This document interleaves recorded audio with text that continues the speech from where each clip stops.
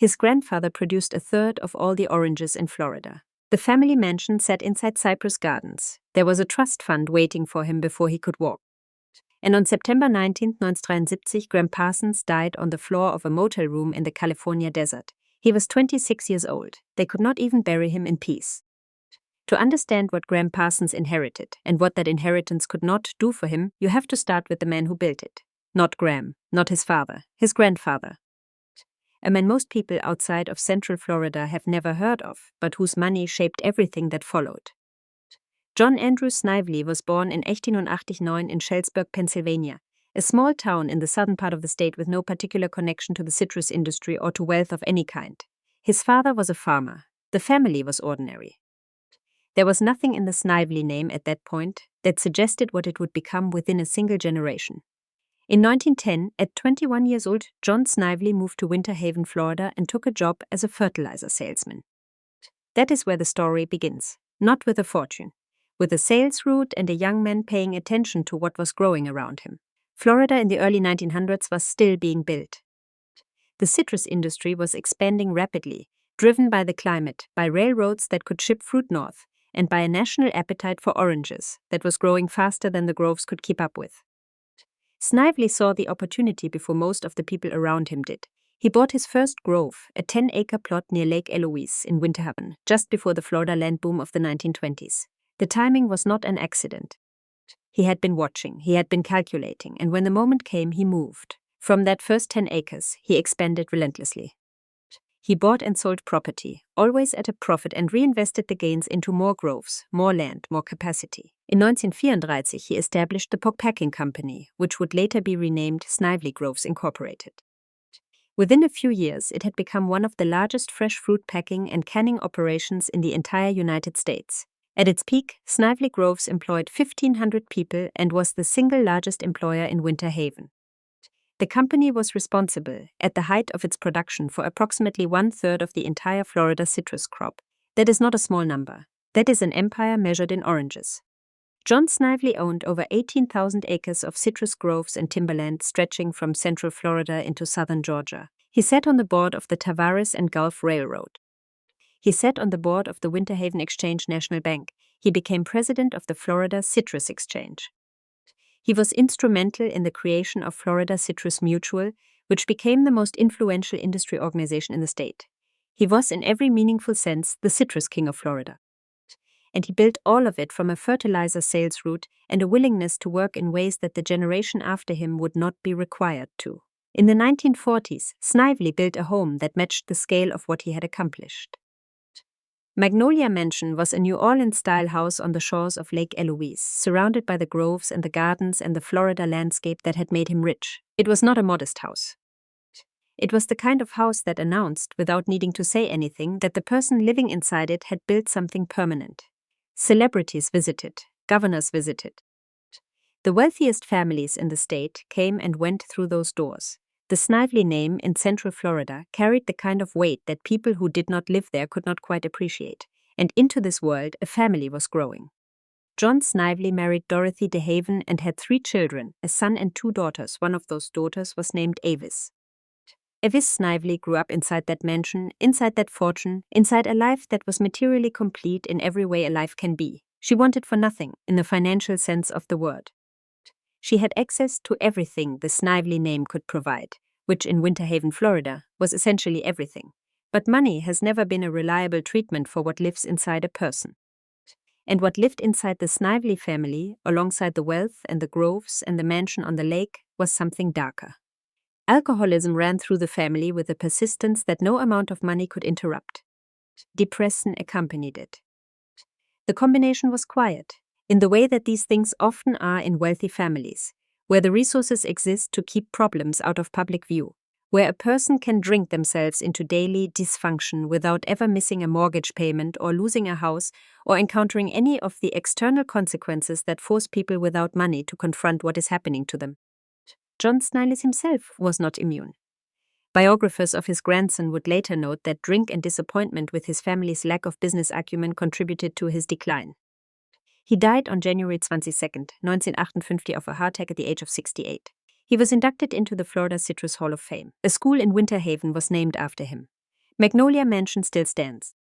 It was purchased by Cypress Gardens in the 1970s and is now part of the Legoland Florida Resort, used for special functions. You can still see it if you visit. But the fortune he left behind, the trust funds and the properties and the name, passed into the hands of a family that was already fracturing under pressures that had nothing to do with money and everything to do with what money cannot fix. His daughter Evis inherited wealth. She also inherited a predisposition toward the very thing that would eventually destroy her. And the child she brought into the world, a boy born on November 5, 1946 in Winter Haven, Florida, named Ingram Cecil Connor III, inherited both, the money and the damage. The trust fund and the grief that was already gathering before he was old enough to understand what any of it meant. That boy would later be known as Graham Parsons. And the story of his life is, in many ways, the story of what happens when a fortune arrives without the stability to hold it, when everything is provided except the one thing that actually matters, and when a voice as rare and beautiful as any as American music emerges from a family that was quietly falling apart long before anyone outside of it noticed. The house on Suwannee Drive in Waycross, Georgia, was a single-story brick home in the Cherokee Heights neighborhood. It was comfortable, but it was not the Snively mansion.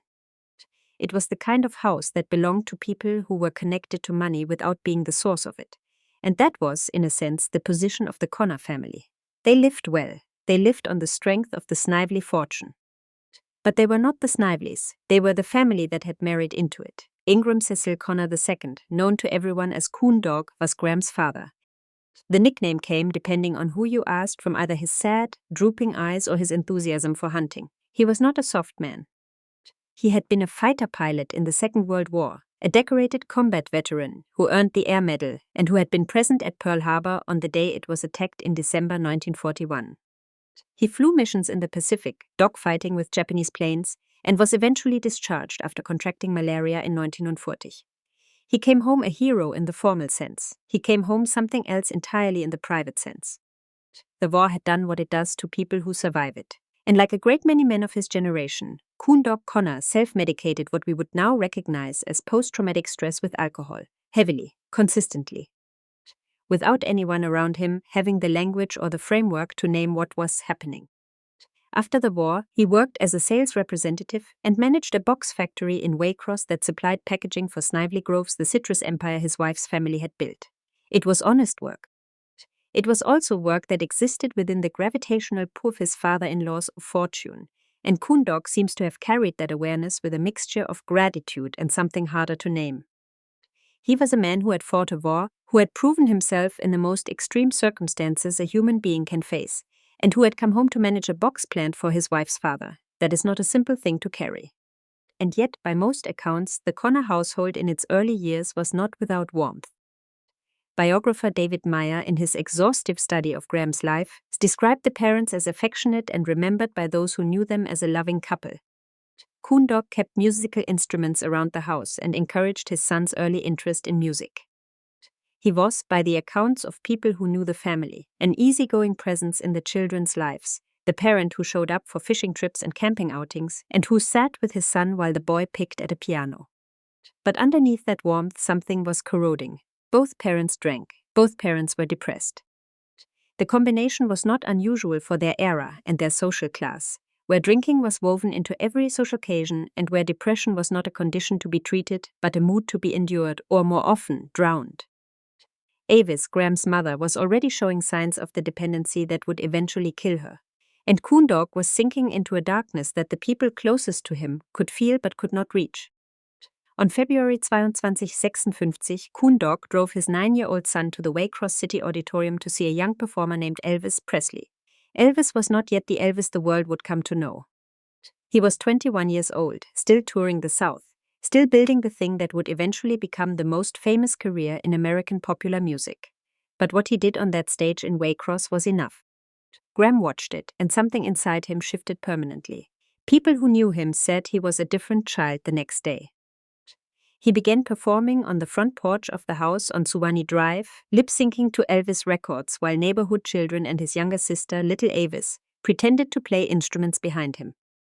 When Little Avis goofed around during these performances, Graham would stop the show and tell her to straighten up and play. He was 9 years old and already, in some instinctive way, a band leader. That is the version of the childhood that contains light. The version that followed contains almost none.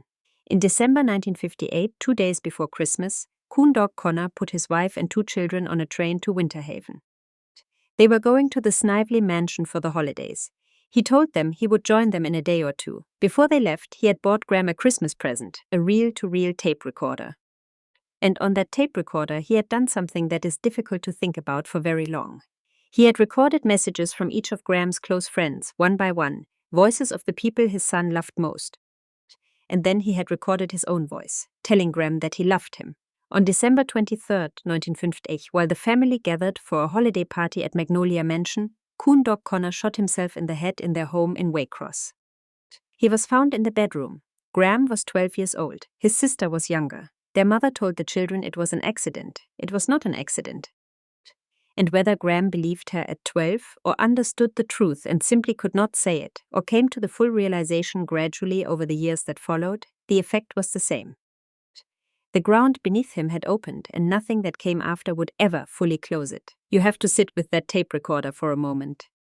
A father recording love notes to his son on a Christmas present, knowing he would not be there when the boy opened it. The tenderness and the horror of it exist in the same object, the same spool of tape. That is not something a 12-year-old can process. It is barely something an adult can process. And Graham carried it with him for the rest of his life, which turned out to be not very long at all. In the aftermath, things moved quickly and badly. Avis was shattered. Her drinking, already serious, accelerated. Within roughly a year, she married Robert Ellis Parsons, a Louisiana businessman who went by Bob. Bob Parsons formally adopted Graham and little Avis, and the children took his surname. New birth certificates were drawn up. Ingram Cecil Connor III became Graham Parsons. The name change was total. The erasure of the father's name was complete, at least on paper. The Snively family was not enthusiastic about Bob Parsons. They worried, with the directness that wealthy families sometimes have about these things, that he was after the money. He was a wheeler and dealer by reputation, a man who leased machinery for a living and who had the manner of someone always calculating the next move. Whether those suspicions were entirely fair or sharpened by grief and protectiveness is difficult to say at this distance. What is not difficult to say is that the household Graham now lived in, back in Winter Haven with a new stepfather and a mother who was disappearing into alcohol, was not a stable one. Graham was sent to the Bolle School in Jacksonville, a prestigious preparatory school that had once been a military academy. He was bright enough to be there and restless enough to struggle with the discipline it required. He transferred to Winter Haven High School at some point, failed his junior year, and was sent back to Bolles to finish. Through all of it, music was the thing that held. He learned guitar. He started writing songs.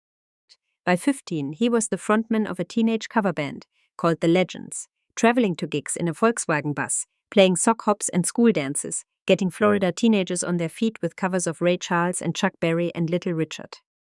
The music was not yet what it would become, but the commitment to it was already complete. And then came the morning of June 5, 1965. Graham was 18 years old. It was his graduation day from the Bolle School. And on that morning, he was told that his mother had died.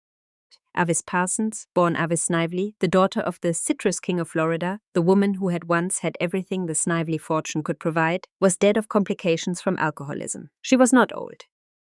She had simply drunk herself to death, steadily, over the years, since her first husband had put a bullet in his head on the night before Christmas Eve. Bob Parsons, the stepfather, had been having an affair with the family's nanny. He married the nanny shortly after Avis died. The speed of it was noted by everyone who was paying attention. Graham and little Avis were now, in the most practical sense, orphans. Their father was dead by his own hand. Their mother was dead from the bottle. Their stepfather had moved on before the grief had even settled. The Snively money was still there, held in trust, waiting for Graham to turn 21, at which point he would begin receiving an annual income of $30,000, a sum that in the mid-1960s was substantial, enough to live on comfortably without ever needing to work. But the money could not replace what had been taken. 2 parents gone before the boy was out of high school, a father who had loved him enough to record his voice on a tape and then destroyed himself in the next room. A mother who had watched her own life dissolve and could not stop it. A stepfather who had treated the family as a transaction, and a fortune sitting in a trust fund, waiting patiently, as if money had ever been the thing that was missing. Graham Parsons graduated from the Bolle School on the day his mother died. He walked across a stage to collect a diploma while the woman who had given birth to him lay dead. That is the kind of detail that if you put it in fiction, an editor would tell you it was too much. But life is not fiction, and life does not edit for plausibility. It simply happens, all of it, at once, without regard for what a person can absorb. He was 18, he had a trust fund and a guitar and no parents and a name that was not the one he had been born with. And he was about to walk into a world that would love his voice and fail him in almost every other way. In the fall of 1965, a few months after burying his mother, Graham Parsons enrolled at Harvard University to study theology. He was 18 years old. He moved into Pennypacker Hall, one of the freshman dormitories, and for a brief period he was, on paper at least, a Harvard undergraduate. It is one of the more surprising details in a life that would accumulate a great many surprising details. The son of the citrus fortune, the boy who had lost both parents before he could legally drink, sitting cross-legged on a dorm room floor in Cambridge, Massachusetts, with a guitar across his lap. He was not, by any honest account, a serious student. He attended some classes. He showed up when the Spirit moved him. But his attention was elsewhere, and it was not difficult to see where. The Cambridge and Boston music scene in the mid-1960s was one of the most fertile musical environments in the country. Folk music was everywhere. The coffee houses were full. The energy of the folk revival, which had been building throughout the early part of the decade, was at its peak, and Graham walked into the middle of it with the instincts of someone who had been performing since he was 9 years old and the confidence of someone who had never needed to worry about money. His proctor in Pennypacker Hall was a young divinity school student named Jed Thomas, a fellow Southerner just a few years older than Graham, who recognized almost immediately that the boy in his charge was not going to last in the academic world. Thomas would later describe how Graham adopted him as a kind of older brother figure, someone to talk to, someone who understood where he came from. The emotional support that had not been there in Winter Haven, the absent father, the mother who could not hold herself together, the stepfather who had already moved on, all of that left a gap that Graham filled instinctively and repeatedly with the people around him. He attached quickly, he charmed easily, and he needed, in a way that was sometimes visible and sometimes not, to be seen and to be heard. His first attempt at a band in Cambridge was a group he called The Like, assembled with students from the Berklee College of Music. It did not last. The Berklee musicians were trained in jazz, and their approach was incompatible with what Graham was trying to do, which at that point was still largely folk music. The group dissolved quickly and without consequence. But then Graham met a guitarist named John News, who played in a local rock group called The Trolls, and that meeting changed the direction of everything. News was the person who turned Graham onto country music in a serious way. Not the country music Graham had grown up hearing on the radio in Georgia and Florida, which he already knew and already loved in a general sense, but the specific artists who would become the foundation of his musical identity. Buck Owens, Merle Haggard, George Jones, the honky-tonk tradition, the Bakersfield sound, the raw emotional directness of singers who had lived the pain they were singing about. Graham heard it and recognized something in it that he had been carrying without knowing how to express. The grief, the loss, the ache of a life that looked perfect from the outside and was broken on the inside. Country music gave him a language for that. He dropped out of Harvard before his first semester was finished. It was not a difficult decision. The music had already won. It had been winning since the night in Waycross when he watched Elvis Presley set a room on fire. By late 1960, Graham and News had formed the International Submarine Band, a name borrowed from an old Our Gang comedy routine in which children auditioned for a radio show as the International Silver String Submarine Band. The lineup included Ian Dunlop on bass and Mickey Govin on drums. They were young and ambitious and utterly certain that the sound they were building, a fusion of country, rock, folk, rhythm, and blues, and something harder to name, was the future of American music. Graham had a phrase for it. He called it cosmic American music. The term was grandiose and slightly absurd and also, as it turned out, remarkably accurate. The band moved first to New York City, where they lived in a duplex apartment purchased with Graham's trust fund money. This is one of the details about Graham Parsons that follows him through every phase of his story. The money was always there. It cushioned every risk. It made every leap of faith slightly less terrifying than it would have been for someone without a financial safety net. At 21, Graham began receiving his annual trust fund income of $30,000, a sum that in the mid-1960s was enough to live comfortably without working. It gave him freedom. it also removed a particular kind of friction that most musicians rely on, the friction of necessity, the pressure that forces you to finish the song, finish the record, show up on time, hold the band together, because if you do not, you cannot eat. In New York, the band played clubs and rehearsed and absorbed the city's musical landscape. Graham lived for a time in Greenwich Village, where his neighbor was a young musician named Richie Furay. Graham introduced Furay to the music of George Jones, and both men would go on within the next year to form country-influenced rock bands that helped define a genre. But New York was not where the International Submarine Band would find its footing. In 1967, they moved to Los Angeles. The city was the center of the music industry, the place where records were made and deals were signed, and careers either caught fire or burned out.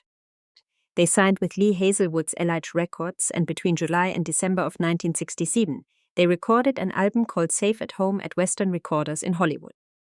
The sessions brought in some of the finest studio musicians in the city, including Wrecking Crew bassist Joe Osborne and pedal steel guitarist J.D. Menes.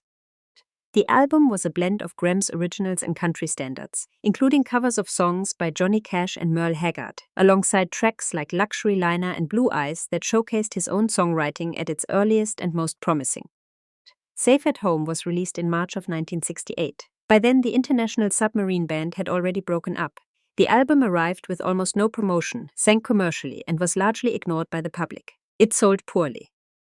It made no chart impact. It disappeared into the vast, indifferent ocean of records that come and go every year without anyone outside a small circle noticing. And yet, if you listen to Safe at Home now, with the benefit of knowing what came after, you can hear something forming.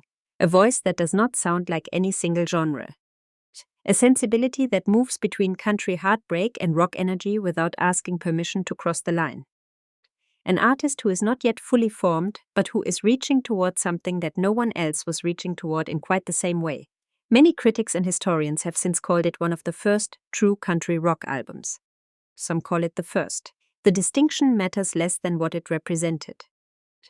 Graham Parsons, at 21, had dropped out of Harvard, spent his trust fund money on a band, moved across the country twice, and produced a record that almost no one heard but that contained, in embryonic form, the sound that would reshape American music. The album failed, the band was gone, and Graham Parsons was alone in Los Angeles with his trust fund, his guitar, and a vision that no one had bought yet. He was about to meet the people who would give that vision its largest stage. And, as was becoming the pattern of his life, he would walk away from it almost as quickly as he had walked in. By early 1968, the Byrds were a band in transition.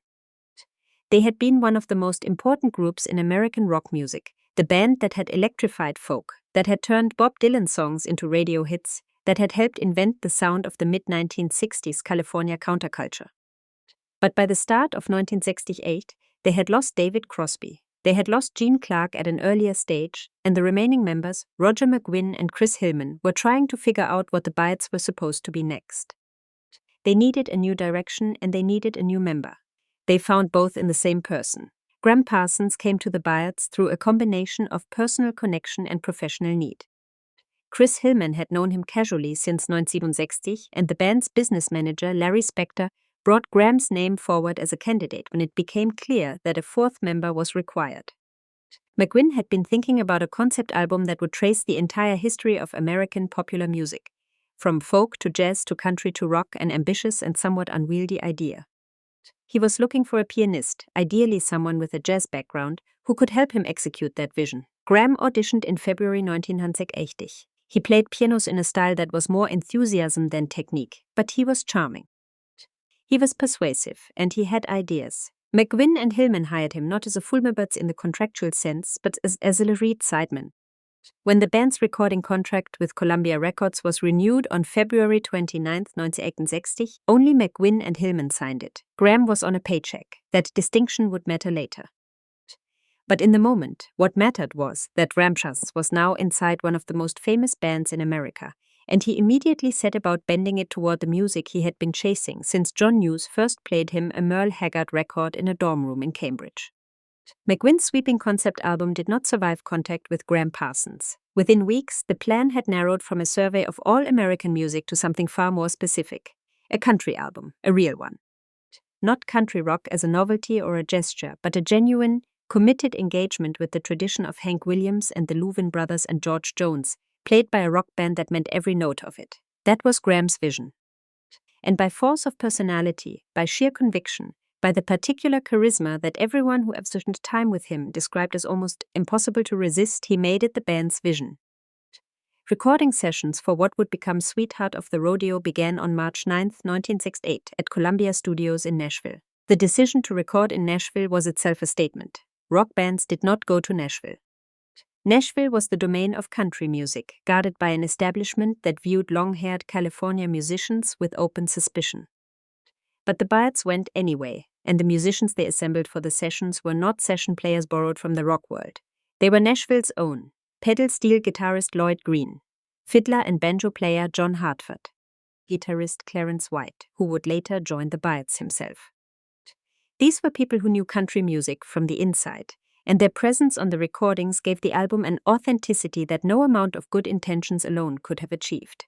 And then came the Grand Ole Opry. On March 15, 1968, the Byrds performed on the stage of the Ryman Auditorium in Nashville, the mother church of country music. Tompal Glaser had arranged their appearance.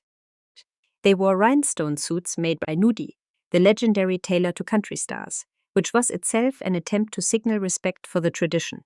Graham's suit, however, featured marijuana leaves embroidered prominently among the rhinestones. It was the kind of detail that was either a provocation or an oversight, depending on how generous you wanted to be about it. They played 2 songs. The first was Bob Dylan's You Ain't Goin' Nowhere, which went over with the polite tolerance that the Opry audience reserved for things it did not quite understand.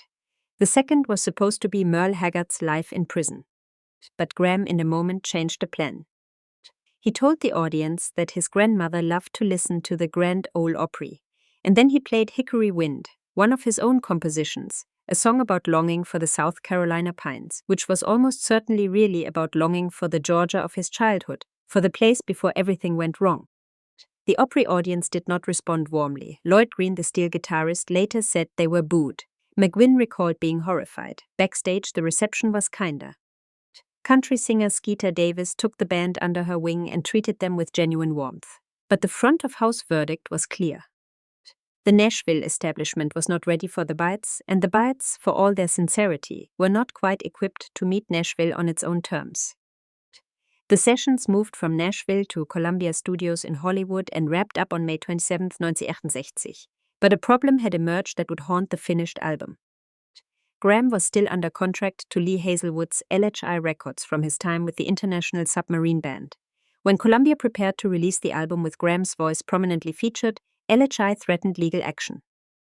The result was that McGuinn went back into the studio and re-recorded his own vocals over 3 of the tracks that Graham had sung lead on. Graham's voice was stripped from songs he had poured himself into. He remained the lead vocalist on 3 other tracks, You're Still on My Mind, Life in Prisons, and Hickory Wind. But the erasure stung. Years later, in one of his final interviews, Graham told journalist Cameron Crowe that McGuinn had erased his vocals and done them himself and, in Graham's view, ruined them. Sweetheart of the Rodeo was released in August 1968. It reached number 77 on the Billboard album chart. It did not reach the charts in the United Kingdom. It was, by the commercial standards of the time, a failure. Too country for the rock audience that had followed the Byrds through their earlier incarnations. Too rock for the country audience that had no reason to trust a band of long-haired Californians, however many rhinestone suits they wore. The album fell into the gap between 2 worlds, loved by neither, belonging fully to both. But by the time it came out, Graham was already gone. While touring with the Byrds in England in the summer of 1968, he had fallen in with Mick Jagger and Keith Richards of the Rolling Stones. The friendship with Richards in particular would become one of the most important relationships of his life, and when the Byrds prepared to embark on a planned tour of South Africa, Graham refused to go. He said he could not perform before the segregated audiences that apartheid required. It was a principled stand, and there is no reason to doubt that Graham genuinely found apartheid abhorrent. But Chris Hillman, who knew him as well as anyone in the band, was skeptical of the timing. Hillman later said plainly that what Graham really wanted was to stay in England and hang out with Keith and Mick. That the political objection was real, but that it arrived conveniently at the moment when a more appealing option presented itself. Both things can be true. People are not required to have only one reason for the choices they make.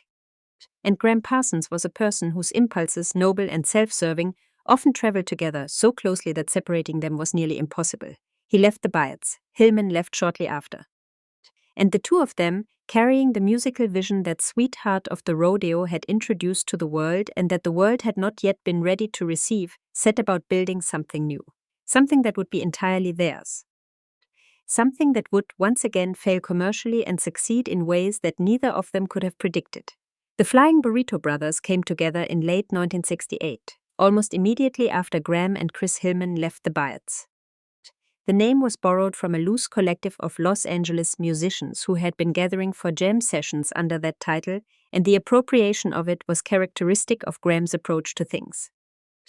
He saw what he wanted, he reached for it, and the question of whether it was technically his to take did not slow him down. The lineup that recorded the first album was Graham and Hillman, joined by bassist Chris Etheridge and pedal steel guitarist Pete Kleinow, known to everyone as Sneaky Pete. Etheridge was a Mississippi-born musician whose understanding of soul and rhythm and blues brought something to the band that pure country players would not have. Kleinow was an animator by profession who worked on the Gumby television series and played pedal steel with a psychedelic looseness that sounded like nothing else in country music. It was, on paper, an unlikely combination of people. In practice, it was exactly the combination that Graham's idea of cosmic American music required. The Gilded Palace of Sin was recorded at A&M Studios in Hollywood and released on February 6, 1969. If you want to understand what Graham Parsons was capable of when everything aligned, this is the album to listen to. It picks up precisely where Sweetheart of the Rodeo left off and pushes further into territory that no one else was occupying. The harmonies draw from the Everly Brothers and the Louvin Brothers, two of the great vocal partnerships in country music history. The soul influence comes from Stax Records, from Otis Redding, from the kind of Southern music that sat just across the racial line from country and shared more with it than either audience was comfortable admitting. Sneaky Pete's pedal steel runs through the songs like a continuous commentary, bending and warping in ways that traditional Nashville steel players would not have recognized as part of their vocabulary. The songwriting is where the album becomes something more than an interesting experiment. Sin City, which Hillman and Graham reportedly wrote in about 30 minutes after Hillman woke Graham from a nap and told him they had a song to finish, is one of the finest compositions of the entire era. Hot Burrito No. 1 and Hot Burrito No. 2, written overnight with Chris Etheridge, are songs of such naked emotional exposure that they almost feel like confessions rather than performances. When Graham sings Hot Burrito No. 1, there is a quality in his voice that goes beyond technique. It is the sound of a person who knows what loss feels like and has stopped trying to dress it up. The album cover is its own kind of statement. The band posed in the Mojave Desert, standing amid the debris of a ruined wooden structure that looked like something left over from the gold rush, wearing custom nudie suits that Graham had commissioned from the legendary country tailor Nudie Cohn. The other band members' suits were relatively conventional. Graham's was not. His suit featured sequined images of marijuana leaves, poppy flowers, naked women, pharmaceutical pills, and flames climbing the sides. On the back was a large cross with shafts of light radiating from it. Nudie Cohn's chief embroiderer refused to stitch the designs. The work was done instead by Manuel Cuevas, Cohn's son-in-law and head tailor, who understood that Graham was not trying to mock the tradition. He was trying to wear his contradictions on his body. The Vice and the Salvation, side by side, stitched in rhinestones. That suit now sits in the Country Music Hall of Fame in Nashville. The reviews were respectful, some were more than that. When Rolling Stone asked Bob Dylan to name his favorite country rock album, he said the Flying Burrito Brothers that the record had instantly knocked him out. Elvis Costello would later include it on his list of essential albums. The influence it cast was enormous and immediate among musicians who heard it. The Rolling Stones heard it. The Eagles, who would go on to become the most commercially successful country rock band in history, heard it. The entire Americana movement that would emerge decades later traces a direct line back to the Gilded Palace of Sin, but the public did not buy it. The album peaked at number 164 on the Billboard chart. It sold approximately 40,000 copies. It was, by every commercial measure that the music industry uses to determine whether an album has succeeded, a failure. The Byads had already shown Graham what happened when you made an album that existed between two audiences. The Gilded Palace of Sin confirmed the lesson. Too country for the rock crowd. Too weird and druggy and long-haired for the country crowd. Too ahead of its time for a mainstream that would not catch up for another decade. And here is where the pattern that had been forming since Graham's earliest days began to harden into something that looked less like artistic restlessness and more like self-destruction. The money from the trust fund kept coming. The financial consequences that would have forced another musician to hold things together simply did not apply. Graham did not need the band to survive. He did not need the gigs. He did not need the record sales. And without that need, the discipline that holds a working band together began to dissolve. His drug use was escalating.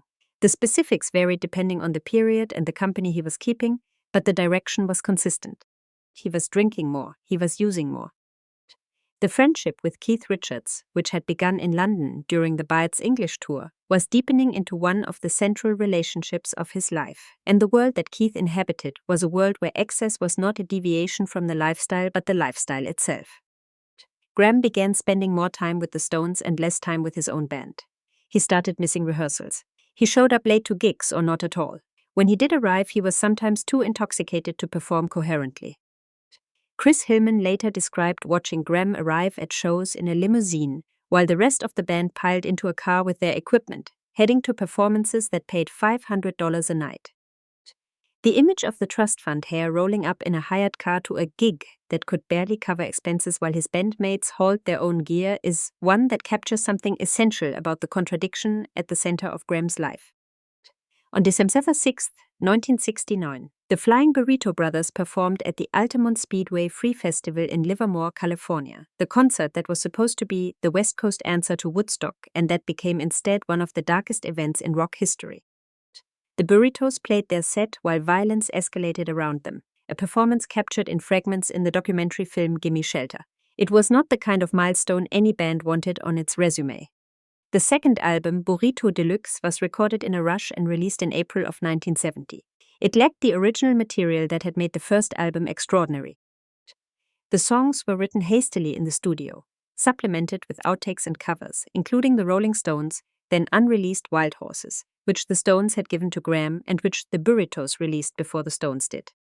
Burrito Deluxe did not chart at all. The critics were less kind. The momentum, such as it was, had stalled. A month after the album's release, Graham showed up to a performance minutes before the band was to take the stage, visibly intoxicated, and began singing songs that were different from what the rest of the band was playing. It was the kind of moment that forces a decision. Chris Hillman made it. In June of 1970, Graham Parsons was fired from the Flying Burrito Brothers, the band he had co-founded, the band that bore his creative fingerprints on every song, the band that had produced one of the most influential debut albums in the history of American popular music. He was 23 years old. He had now been through the international submarine band, the Bites, and the Flying Burrito Brothers, 3 bands in 4 years, each one shaped by his vision. Each one left behind or taken from him before the vision could fully take hold. The pattern was becoming unmistakable: extraordinary entrance, creative transformation, personal unraveling, departure. And then the search for the next thing, the next group of people willing to believe in what he heard in his head, the next stage on which to try again. After the Burritos, Graham drifted. There is no other word for it. He signed a deal with A&M Records for a solo project, but the sessions went nowhere. He was drinking too much, using too much, writing too little. The trust fund kept arriving. The music did not. By early 1990, the intended solo debut was cancelled. He was 24 years old, and for the first time in his adult life, he had no band, no record, and no clear direction. What he had was Keith Richards.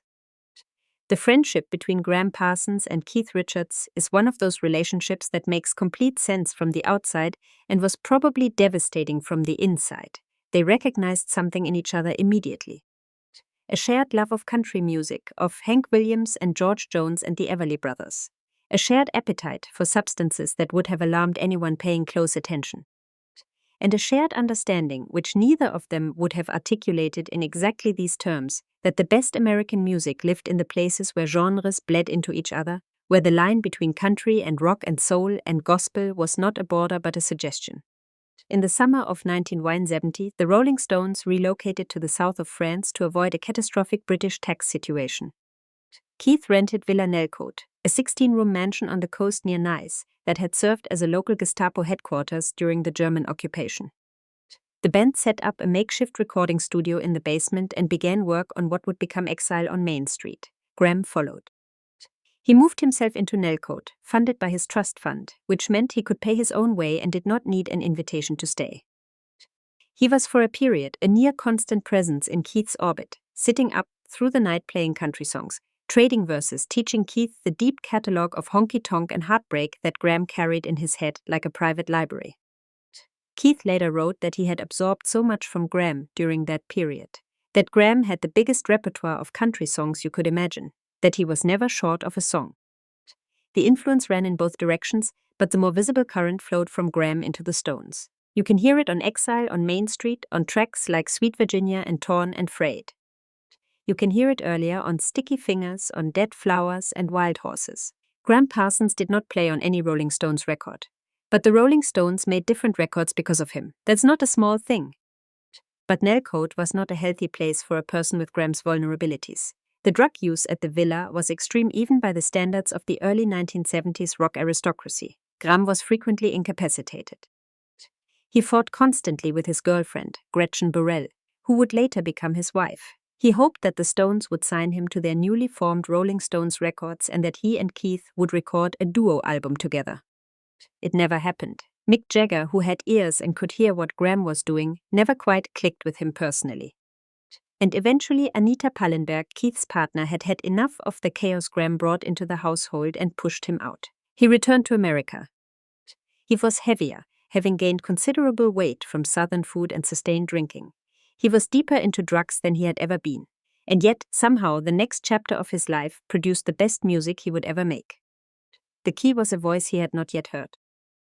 Emmylou Harris was a young singer in her mid-20s, playing folk clubs in Washington, D.C., largely unknown, working on the margins of the music world with no particular expectation that anything was about to change. Chris Hillman, Graham's old partner from the Biles and the Burritos, had seen her perform and recommended her to Graham. When Graham heard her sing, he knew immediately. Her voice alongside his was the thing he had been looking for without knowing he was looking for it. The blend was extraordinary. Two voices that should not have worked together on paper, his ragged and aching, hers crystalline and precise, finding each other in a middle place that neither could have reached alone. In mid-1972, Graham was signed to Reprise Records by the label's president, Mo Ostin. It came as a surprise to people who had watched his trajectory. He had not released a record in 2 years. His reputation for unreliability was well established. But Ostin heard something worth backing, and the contract was signed. Between September and October of 1970, Graham recorded his first solo album, GP, at sessions that featured some of the finest musicians in the country.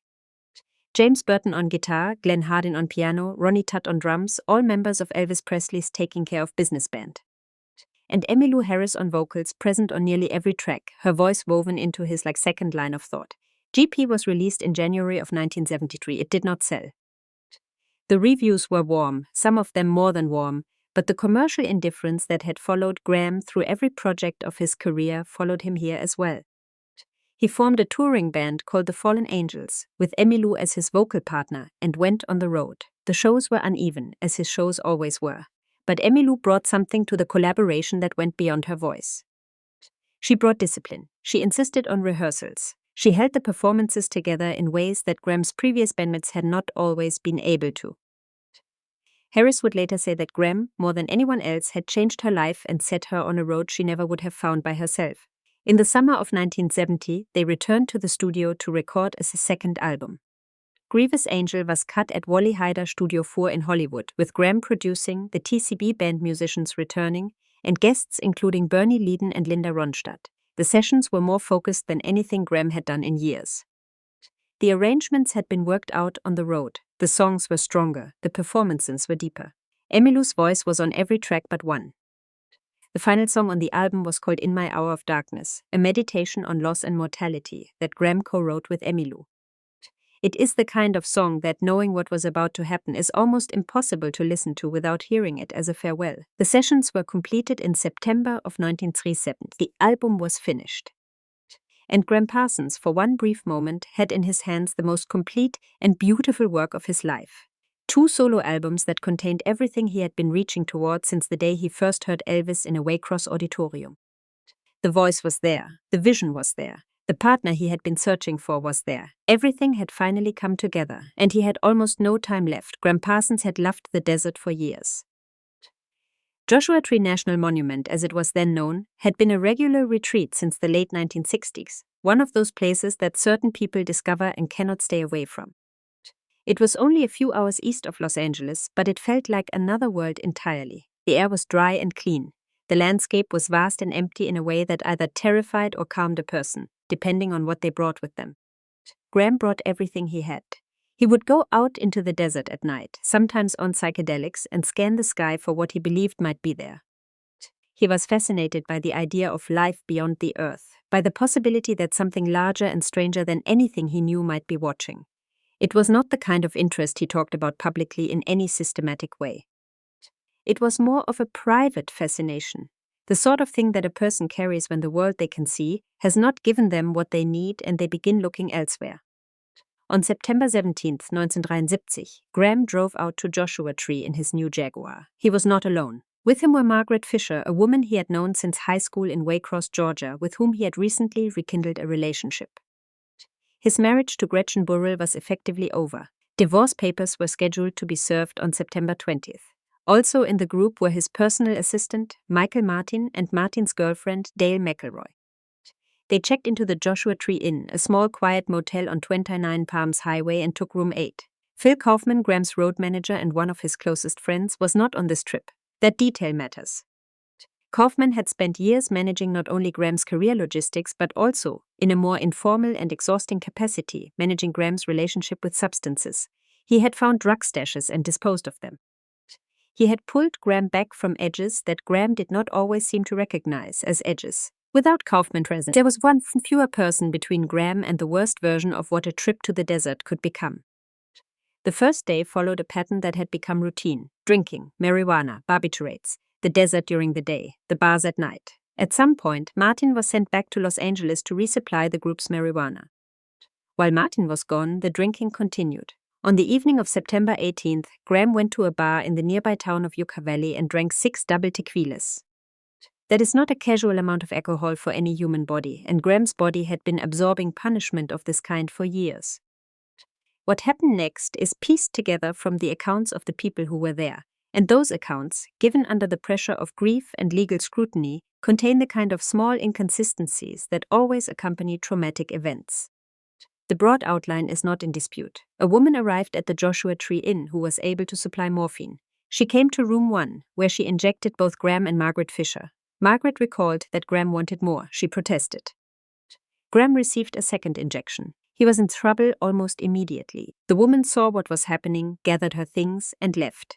She was gone before Margaret fully understood the severity of what was unfolding.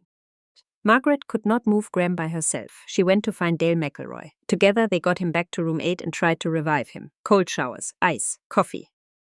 The crude, desperate remedies that people reach for when they are watching someone slip away and do not have the training or the tools to stop it. There had been an earlier scare that same day, a moment when Graham had appeared to overdose and had been brought back by similar methods. That earlier recovery may have created a false sense that the situation was manageable. It was not. Later that evening, Margaret left the room to get food, asking McElroy to stay with Graham, who appeared to be sleeping. At some point while Margaret was gone, McElroy noticed that Graham's breathing had changed. It was becoming slower, more shallow. The intervals between breaths were growing longer, and then the breathing stopped. McElroy attempted to resuscitate him.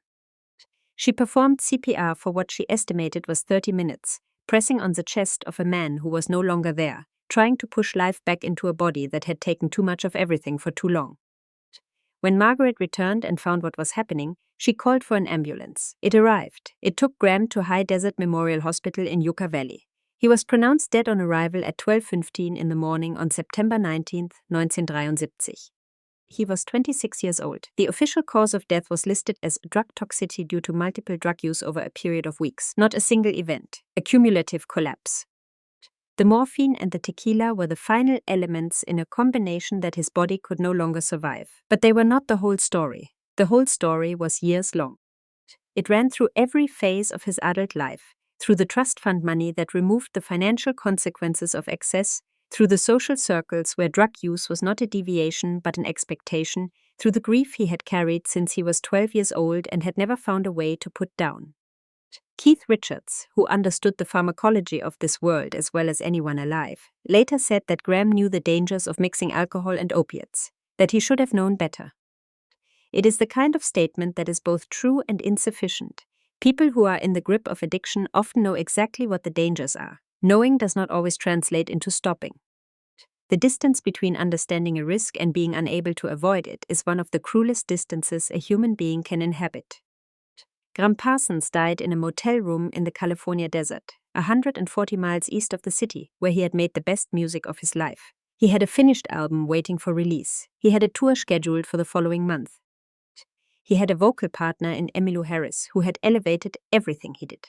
He had, for the first time in years, something that looked like forward momentum, and none of it was enough to outweigh what was pulling him in the other direction.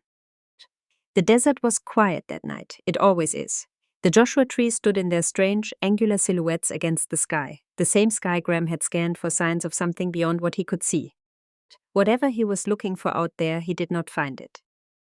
What found him instead was the thing that had been following him since Waycross, since the tape recorder, since the morning his mother died on the day he was supposed to graduate and begin his life.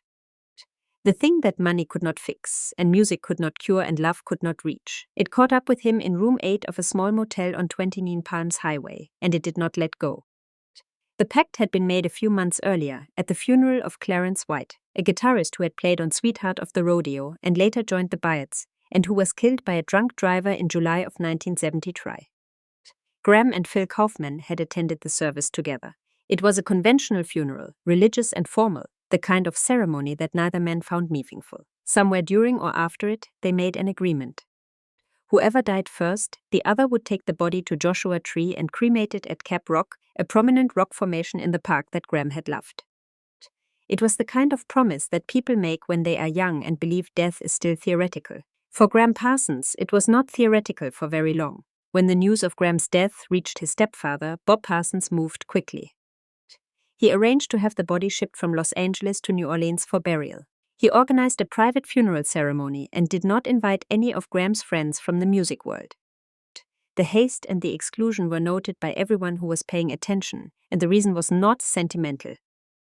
Louisiana operated under a legal system derived from the Napoleonic Code, which differed in significant ways from the common law systems used in most other states. Under that code, if Bob Parsons could establish that Graham had been a resident of Louisiana, the estate, including Graham's share of what remained of the Snively fortune, would pass to the nearest living male relative, which was Bob Parsons. Burying Graham in New Orleans was not just a funeral arrangement. It was the first move in a legal strategy to claim the inheritance. Phil Kaufman learned what was happening and understood it immediately. He knew Graham had no connection to New Orleans. He knew Graham had no love for his stepfather, and he knew what Graham had asked for, so he did what he had promised to do. On the evening of September 20th, 1973, Kaufman and Michael Martin, Graham's former assistant, borrowed a Cadillac hearse owned by Dale McElroy. The hearse had no license plates. The windows were cracked. Kaufman and Martin put on cowboy hats and their rhinestone Flying Burrito Brothers jackets and drove to Los Angeles International Airport, where Graham's body was waiting in a hangar to be loaded onto a flight to New Orleans. They arrived around 10 o'clock at night. They told the airport attendant that the Parsons family had changed their plans and that they had been sent to collect the body. The attendant, seeing two men in a hearse who appeared to be from a funeral home, released the casket. They drove through the night. Nearly 3 hours across the desert, the borrowed hearse rattling along the highway, the coffin in the back, the darkness of the California landscape spreading out on every side. They stopped at a gas station and filled a 5-gallon container. And then they continued to Joshua Tree to Cap Rock, the place where Graham had spent so many nights looking up at the sky. Kaufman opened the coffin. He said goodbye to his friend, and then he poured 5 gallons of gasoline into the open casket and threw in a lit match. The fireball was enormous. It rose into the desert night and was visible from a considerable distance. Campers in the area reported to authorities that something was burning near the monument. What they described looked like a log on fire. It was not a log. Kaufman and Martin left. The police identified them within days. The case was labeled with a grimness that doubled as dark humor, Graham Theft Parsons. When the matter came to court on November 6, 1973, Kaufman and Martin pled guilty to misdemeanor charges. There was, it turned out, no law in California against stealing a dead body. They were charged only with theft of the coffin and fined $750. Kaufman later organized a benefit concert to pay the fine and cover Graham's funeral expenses. Approximately 35 pounds of Graham's charred remains were recovered from the desert and returned to the family. Bob Parsons had them shipped to New Orleans. A small service was held, family only. Graham Parsons was buried at the Garden of Memory Cemetery in Metairie, Louisiana, a suburb of New Orleans, a city he had never lived in a state he had no meaningful connection to, far from Winter Haven, far from Waycross, far from Joshua Tree, far from every place that had actually mattered in his life. Bob Parsons did not ultimately succeed in claiming the estate. Graham's estranged wife, Gretchen Burrell, had initiated probate proceedings in California the day after his death. The legal maneuvering continued for some time, and the Snively fortune, already diminished by then, was divided through channels that did not favor the stepfather the way he had planned. Grievous Angel was released in January of 1974, 4 months after Graham's death. It peaked at number 195 on the Billboard chart. Almost no one bought it. The pattern held to the very end. Critical admiration, commercial indifference. A record that the world was not ready for, released into a market that did not know what to do with it. But the story of Graham Parsons does not end with his burial in a cemetery he never chose, in a city that meant nothing to him. It ends, to the extent that it ends at all, with what happened to the music after he was gone. Emmylou Harris took what Graham had given her and built from it one of the most important careers in the history of American music. Her album Pieces of the Sky was released in 1975. Elite Hotel followed later that same year and reached number 1 on the country chart. She went on to record dozens of albums, win more than a dozen Grammy Awards, and become a member of the Country Music Hall of Fame. She has said repeatedly and without qualification that Graham Parsons changed her life and set her on a path she would never have found alone. Every note she has sung since 1973 carries something of what he showed her. That is not a metaphor. It is an observable fact of her musical DNA. The sound that Graham spent his entire short career trying to bring into the world, the fusion of country and rock and soul and gospels that he called cosmic American music, became the foundation for everything that followed. The Eagles built a commercial empire on a version of it. The alternative country movement of the 1990s, the bands that called themselves alt country or Americana, Uncle Tupelo, Son Volt, Wilco, Ryan Adams, all of them traced a direct line back to what Graham Parsons had done with the Birds and the Burritos and the 2 solo albums that almost no one bought when they were new. The Rolling Stones made different music because of him. Nashville eventually absorbed the fusion he had been trying to bring it in 1968, when the Grand Ole Opry audience did not want to hear it. At Cap Rock in Joshua Tree, visitors still leave guitar picks and flowers and handwritten notes. Room 8 at the Joshua Tree Inn is still there. You can book it if you want to. People do. They come from all over the world to sleep in the room where a 26-year-old man took his last breath, and they leave in the morning knowing something they did not know before about the distance between talent and survival, between having everything and having nothing that helps. The Snively Mansion still stands too. It is part of the Legoland Florida resort now, used for private events, surrounded by the landscape of a children's theme park built on land that once grew oranges by the millions. If you visit, there is nothing on the building that tells you a boy was born into the fortune it represents, a boy who had a trust fund and a voice like no one else's and 2 dead parents before he was old enough to vote. A boy who changed American music and could not save himself. That is the story of Graham Parsons. Not a story with a lesson at the end, because lives like his do not reduce to lessons. Not a story with a moral, because the people in it were too complicated for morals. A story about money that could not protect anyone. About grief that from one generation to the next, like a family heirloom no one wanted.